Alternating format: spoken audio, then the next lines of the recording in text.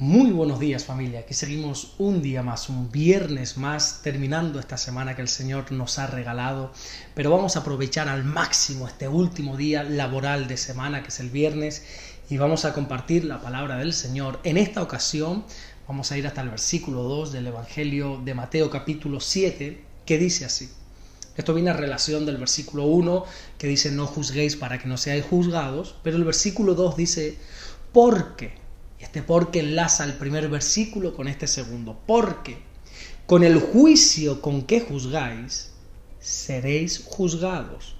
Y con la medida con que medís, os será medido.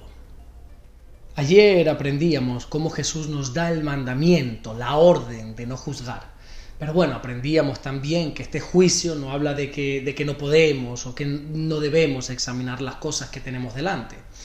Citamos bastantes versículos haciendo referencia a que Dios nos ordena examinarlo todo, a no decir amén a todo lo que se nos dice.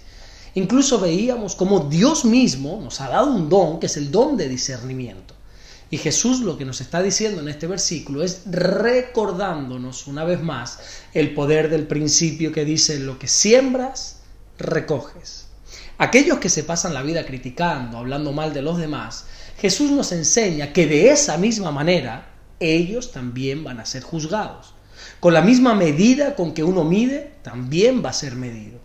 Y el Señor nos enseña esto porque Él sabe que a veces somos muy duros para con los otros, pero muy blandos para con nosotros. A nosotros nos encanta señalar, destacar el pecado ajeno, pero sin embargo escondemos los nuestros. Hablamos muy mal del pecado del otro, pero justificamos los nuestros. Y esto no debería ser así. La misma medida que usamos para los demás, esa misma medida tiene que ser para nosotros. Mira, te voy a decir algo por experiencia propia. Bueno, y no solamente por experiencia, que yo lo haya vivido, sino que a su vez la Biblia también nos lo enseña, este principio, bueno, como vamos a ver en el devocional del lunes, en el siguiente versículo.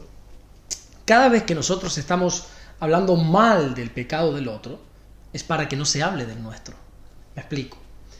Cuando tú veas a una persona hablando mucho del pecado de otra persona, hablando de lo malo que es y exaltando todos sus defectos, créeme que lo que verdaderamente está ocurriendo y sucediendo es que quiere que se deje de hablar de él y de su pecado para hablar del pecado del otro. Mira, esto lo usan muchísimo los políticos. Si tú te das cuenta, los políticos están constantemente, permanentemente hablando mal del otro partido político. ¿Por qué? Porque mientras se hable mal del otro, mientras se habla de la corrupción del otro, no se habla de la tuya. Y por desgracia así ocurre también a veces entre los cristianos. Hay un escritor francés que se llama Thibon, que dice que cuando uno habla mal del otro, lo que está haciendo es proyectar hacia esa persona la parte criminal que lleva dentro de sí mismo. Y personalmente creo que aquí nosotros como cristianos tenemos que hacer una autocrítica y reconocer que muchas veces hemos caído en esto. No estoy hablando ni de ti, ni de mí, ni de nadie en particular. Hablo de la iglesia en general. Tenemos que aprender a guardarnos el dedo señalador, ese dedo acusador, y comenzar a mirarnos a nosotros mismos. La Biblia nos enseña a través del apóstol Pablo en su primera carta a los Corintios, en el capítulo 11, el versículo 28, que nosotros tenemos que probarnos a nosotros mismos, examinarnos a nosotros. Debemos dejar de estar condenando a los demás para comenzar a examinarnos a nosotros mismos. Y si no queremos obedecer por las buenas, pues bueno, Jesús nos enseña en este versículo que al final vamos a tener que aprender por las malas. De la misma manera que la gente condena a los demás, así van a ser condenados ellos. Yo no sé tú, pero yo tengo infinidad de errores. Yo tengo a mis espaldas infinidad de fracasos.